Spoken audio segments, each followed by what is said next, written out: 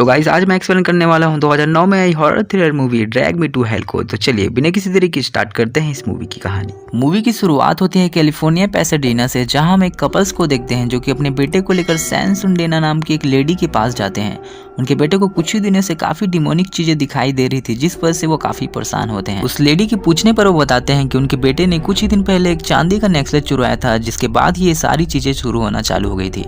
वो लेडी जल्दी से उन सभी को अंदर जाने को कहती है और अंदर जाते ही वो रिचुअल करना शुरू कर देती है। रिचुअल के दौरान ही वो डीमन आके उन सभी पे अटैक करने लगता है। उसी बीच ही वो उस बच्चे को सैन सुंडेना के सामने ही अपने साथ हेल में ले जाने लगता है। ये देखते ही सैन सुंडेना उस डीमन से कहती है कि उसकी मुलाकात उससे दोबारा जल्द ही होगी। अब सीन सीधे शिफ्ट होता है और हमें कई साल बाद की कहानी बताई जाती है, जहाँ हम क्रिस्टिन नाम की एक लड़की को देखते हैं जो कि बैंक में लोन ऑफिसर का जॉब करती थी। क्रिस्टिन काफी समय से असिस्टेंट मैनेजर बनना चाहती थी, जिसके लिए वो काफी समय से मेहनत भी कर रही थी, लेकिन क्रिस्टिन के बॉस का मानना था कि अभी वो उसके लिए तैयार नहीं है। खैर अब क्रिस्टिन अपने बीएफ क्ले के पास जाती है, जिससे मिलने के बाद वो उसे एक काफी पुराना स्टैंडिंग लिबर्टी वाला कॉइन देती है। क्ले को कॉइन कलेक्शन करने का शौक होता है, तो वो भी इस कॉइन को अपने साथ इन्वॉल्व में रख लेता है। वहीं हम देखते हैं कि क्रिस्टिन के बाहर निकलते ही क्ले को उसकी मॉम का कॉल आता है, जो कि उसे किसी लड़की के बारे में बताने लगती है, क्योंकि क्ले की मॉम चाहती थी कि क्ले की शादी किसी अच्छे घराने की लड़की से हो, और इसी वजह से वो क्ले को क्रिस्टिन से दूर रहने को कहती है। ये सारी बातें क्रिस्टिन बाहर रह के सुन रही होती है, जिसे सुनने के बाद उसे काफी बुरा लगता है। खैर अब क्रिस्टिन फिर से अपने ऑफिस में चली जाती है, जहां वो क्लू नाम के एक न्यू एम्प्लॉय को देखती है, जो कि उसके बॉस को खुश करने की काफी कोशिश कर रहा होता है, जो कि क्रिस्टिन की जगह प्रमोशन पाने की फिराक में होता है। उसी दौरान ही क्रिस्टिन के पास गैनुस नाम की एक ओल्ड लेडी आती है, जिसने काफी समय पहले ही बैंक से लोन लिया होता है।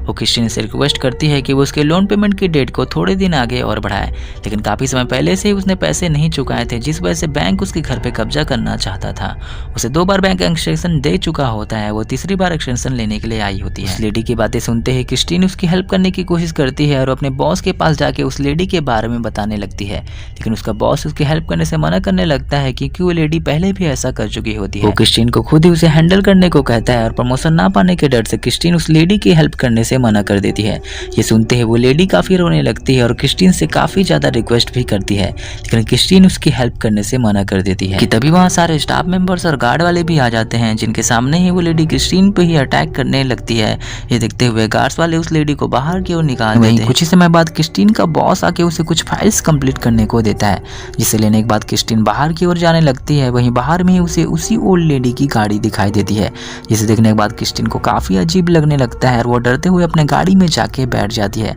जहाँ वो नोटिस करती है कि वो लेडी उसके गाड़ी के पीछे ही आके बैठ चुकी थी। अब वो उस पे अटैक करने लगती है और क्रिस्टिन उससे बचते हुए गाड़ी को स्टार्ट कर देती है। गाड़ी के आगे बढ़ते ही क्रिस्टिन उस लेडी को किसी तरह से बाहर की ओर निकाल लेती है और खुद को गाड़ी के अंदर ही लॉक कर लेती है, लेकिन इसके बावजूद भी वो लेडी एक पत्थर की मदद से गाड़ी की विंडो को ही तोड़ देती है और क्रिस्टिन को बाहर निकालते ही वो उसके कोट के एक बटन को लेकर ब्लैक मैजिक करने लगती है, जिसके बाद ही वो उसी बटन को क्रिस्टिन के हाथों में थमा देती है और वहां से चली जाती है। जब क्रिस्टिन को होश आता है तब वो नोटिस करती है कि वो ओल्ड लेडी वहां से जा चुकी थी। उसने मंत्र के लास्ट में भी ये भी कहा होता है कि क्रिस्टिन उससे हेल्प मांगने के लिए जरूर आएगी। खैर उसके बाद क्ले क्रिस्टिन के पास आता है, जो कि क्रिस्टिन को हौसला देते हुए कहता है कि उसने जो भी किया वो बिल्कुल सही किया था, लेकिन कहीं ना कहीं क्रिस्टिन को ये बात परेशान कर रही थी कि उसने काफी बड़ी गलती कर दी है। उसी दौरान ही क्रिस्टिन को अजीब सा एहसास होता है और ऐसा महसूस होता है कि मानो कोई उसका पीछा कर रहा हो। ये देखते हुए क्रिस्टिन काफी डरने लगती है और क्ले को लेकर रामदास नाम के एक फॉर्च्यून टेलर के पास पहुंच जाती है, जो कि लोगों के हाथ को देखकर उनका भविष्य बताया करता था।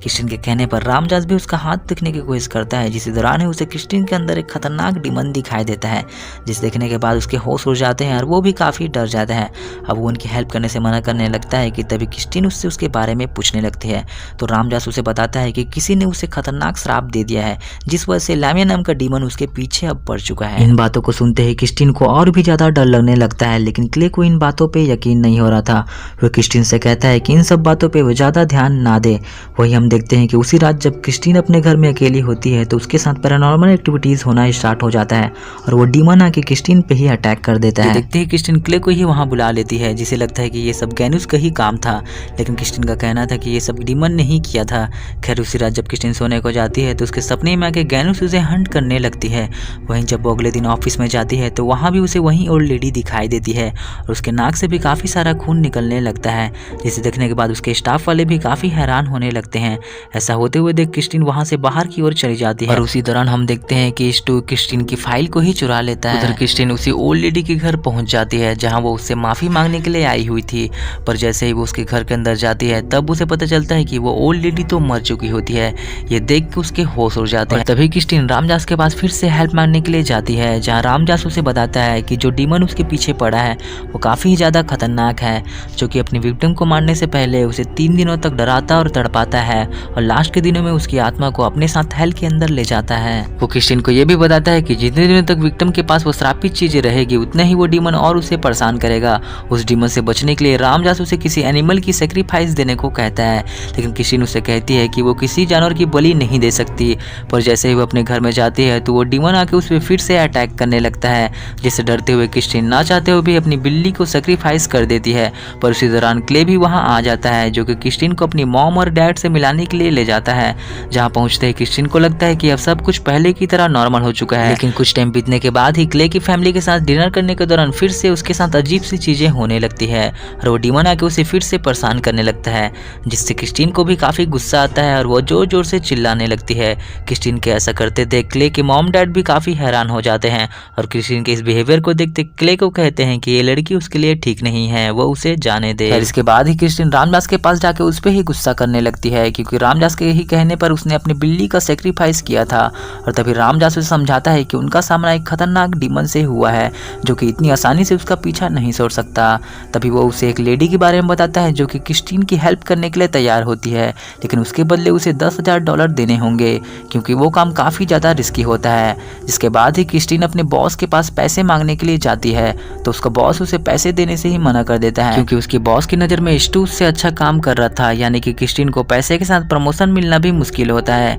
ये बात सुन के क्रिस्टीन को और भी ज़्यादा दुख होता है। खैर अब क्रिस्टीन अपने घर के कुछ सामानों को बेचने के लिए जाती है, जिसे बेचने के बावजूद भी क्रिस्टीन को काफ़ी कम पैसे मिलते हैं, जिससे वो और भी ज़्यादा दुखी हो जाती है कि तभी वहाँ उसे क्ले मिलने के लिए आता है जो क्रिस्टीन को बताता है कि उसके बदले उसने रामदास को पैसे दे दिए हैं। ये बात सुनते ही क्रिस्टीन को काफ़ी खुशी होती है और क्ले उसे उसी जगह छोड़ आता है जहाँ उसे रामदास ने बुलवाया था। क्रिस्टीन के अंदर जाते ही रामदास उसे एक ओल्ड लेडी से मिलवाता है जो कि सैन सुडेना ही होती है, जिसे हमने मूवी के स्टार्ट में देखा था। सैन सुडेना उसे बताती है कि काफ़ी साल पहले उसका सामना लामिया से हो चुका है, जिस दौरान वो एक बच्चे को नहीं बचा पाई थी और तब से लेकर अब तक वो इसी दिन का इंतजार कर रही थी। जिसके बाद ही वहाँ एक गॉड को सेक्रीफाइस करने के लिए लाया जाता है और तभी सैन सुडेना क्रिस्टीन से कहती है कि जब रिचुअल के दौरान लामिया की आत्मा उसकी बॉडी में एंटर करे तो वो उसके हाथ को पकड़ के उस बकरे के ऊपर रख दे, जिससे लामिया की आत्मा उस बकरे के ऊपर आ जाएगी और उसका साथी उस बकरे को मार देगा, जिससे लामिया का भूत उस बकरे के साथ ही खत्म हो जाएगा। खैर इसके बाद ही वो सब रिचुअल करना स्टार्ट कर देते हैं, जिससे बीच ही लामिया की आत्मा सैन सुडेना की बॉडी के अंदर चला जाता है।